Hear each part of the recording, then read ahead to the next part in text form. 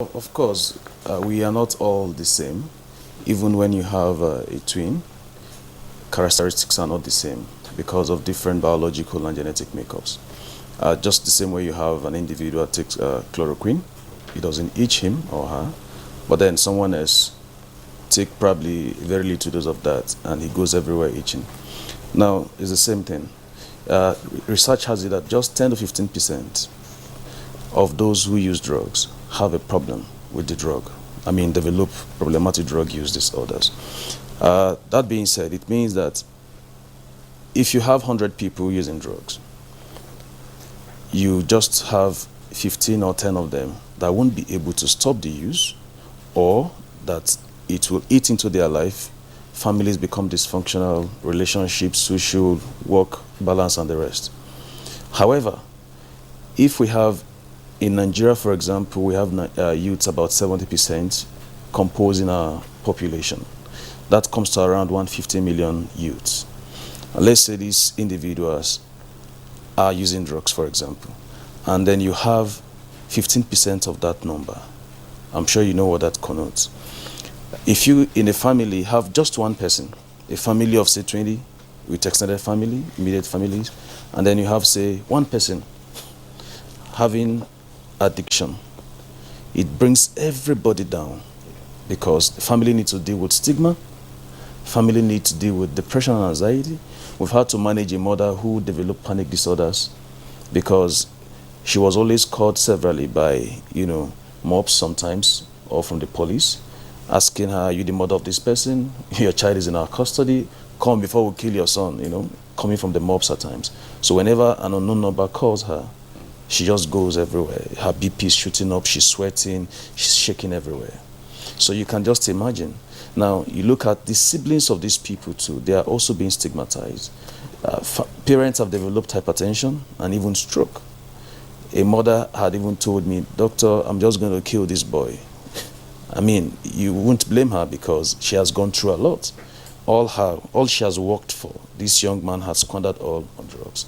So you can just imagine the burden it brings on all the family members when you have one person, just one. And some families have two, three, and even more.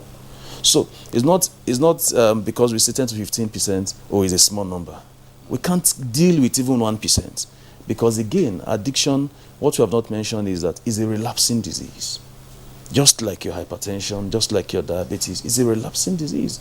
The tendencies for people to relapse, even after treatment, is quite high. So how much more can families afford to shell off for treatment of individuals who have these problems? So how many psychiatrists, experts do you even have in Nigeria? How many rehab centers do you have to manage them? So again, you wouldn't say that because 85% or 90% of people will not have problem, let me also try. Because you don't know which of the divide you will fall into. A young man had just tasted marijuana once and he went off. He presented psychotic symptoms and he had to be treated for over 3 months in the facility. So these things vary. So you are not going to say because I have an uncle who takes marijuana all his life, he's even more responsible than my father. So many of us have such uncles or such relations that we can make reference to. And so which is why in psychoeducating children, we need to tell them the truth. The whole scare tactics of, if you take marijuana, you fall into the gutter. If you take alcohol, you die. These children know parents or uncles who are using these substances and are not dysfunctional. And they're not falling. So they just feel you are lying to them and they don't trust you. So, but they must know that this is the truth. But then you don't know which of the divide you will be. And if you get, unfortunately, into that divide, it's a problem for you, for your immediate family, for the society. Because we are losing a talent, to drug. If we lose a young man or a child to drug use behavior. Is it true that the use of drugs inspires, certain people? Because, Dr. Sakame was talking about the media and celebrities using drugs, and we see them advertise it, we see them say it in their words, and we've heard people say, well, if you are into a certain field, maybe music and all of that, if you are not on all those substances, no inspiration. Is that true? Okay, that is what we call drug messaging. there's something we call drug messaging in treatment, where people, I mean, the drug make them believe that this is why I am doing this. I remember in Uga Games in 2022, I was speaking to athletes in Ilag, and I told them, they also feel that if they take substances, they're able to perform more, play more. Now, the truth is, yes, you perform more, but your basic, stable physiological capacity declines after you use that substance. And without use of that substance, a player that can play for 40 minutes, maybe just half time and leave the stage, can now play for 90 minutes, right? But without the substance, he will not be able to play for that 40 minutes again.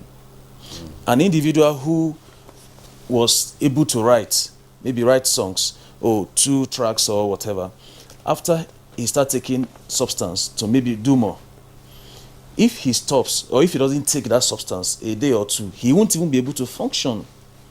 That tells you that we need to learn new skills for inspiration, new skills for performance, new skills for capacity. Not choosing drug is not an alternative, because it further declines your capacity without or pre-use.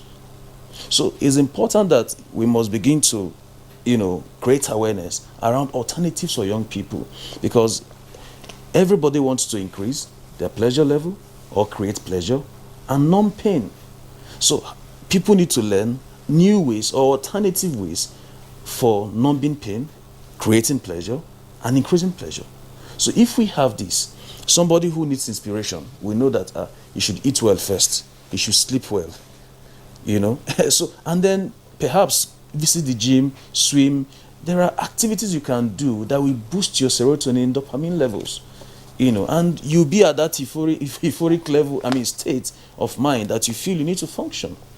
All right. So if some parents have taken substances just because they have a speaking engagement, but then what happens to you managing your time, knowing about the event, knowing about your audience, learning about your audience, practicing before the mirror, and all of those things. So there are other alternatives that can be used, which is what we are saying.